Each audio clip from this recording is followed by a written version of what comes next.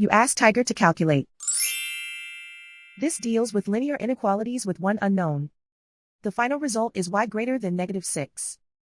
Let's solve it step by step. Group all constants on the right side of the inequality. Subtract 6 from both sides.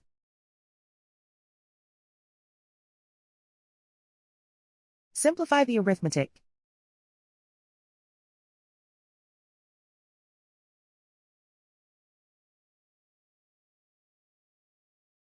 Isolate the y.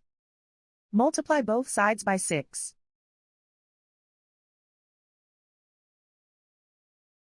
Group like terms.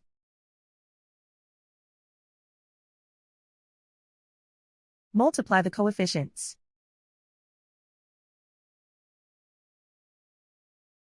Simplify the fraction.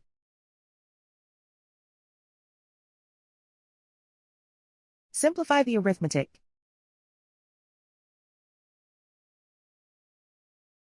Plot the solution on a coordinate grid.